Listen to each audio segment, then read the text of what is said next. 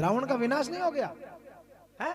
सोने की लंका थी, इतना पावरफुल था, पर उसका कुछ नहीं था, सब लूट लूट के ला करके धरा था महाराज, और उसको धराशायी कर दिया। रावण छोटा मोटा भी नहीं था, महादेव जिसके घर पे आते थे दर्शन देने के लिए, अपन तो जाते हैं दर्शन करने के लिए, और महादेव जी आते थे दर्शन देने के लिए, क्योंकि एक बार गया रावण कैलाश पर दर्शन करने के लिए।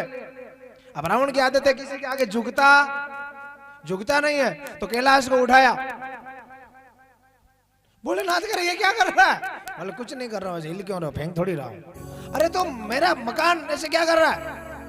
बोले बाबा आपको प्रणाम कर रहा हूँ। है प्रणाम? बोले ये कौन सा प्रणाम है? बोले मैं दशानन हूँ, 10 मस्तक वाला हूँ, 20 भुजाओं वाला हूँ, तो मेरा प्रणाम भी थोड़ा अलग है भाई, मैं इतना इंपॉर्टेंट आदमी हूँ तो मेरा काम भी थोड़ा अलग होना चाहिए ना महाराज। दुनिया सर झुकाती है, मेरा सर नहीं झुकता, और प्रणाम भी करना जरूरी, इसलिए मेरा सर तो नहीं झुकता, पर आपको उठा करके अपने सर में रख लिया, प्रणाम हो गया, और अपना भी नियम टूटा। ऐसा था रावण महाराज। ब्रह्मा जी से डरते थे। ब्रह्मा जी जब ट्यूशन पढ़ाने के लिए रावण को घर पे आते थे वेद पढ़ाने के लिए, और कभी 5 मिनट लेट हो जाते ना, तो रावण नहीं डांटता, रावण का चपड़ासी डांटता, रा ब्रह्मा क्या कर रहा है? हमारे रावण साहब का शयन करने का समय हो रहा है और तुम इतना लेट आए। वर्मा जिनका चपरासी महोदय, आई एम सो सॉरी, कल टाइम पे आऊंगा। हाँ समय का ध्यान रख, ये दरबार रावण का है, ये तुम्हारा घर नहीं है, ये किसका घर है?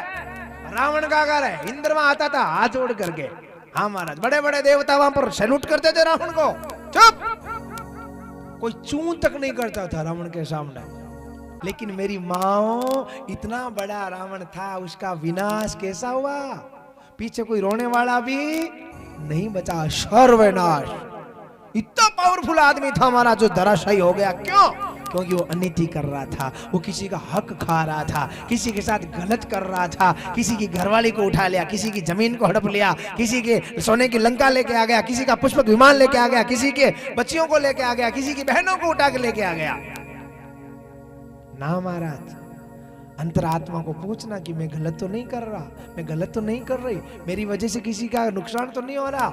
यदि ऐसी आत्मा कहती है कि ये गलत है, निर्णय बदल लेना महाराज, भगवान की कृपा हो जाएगी।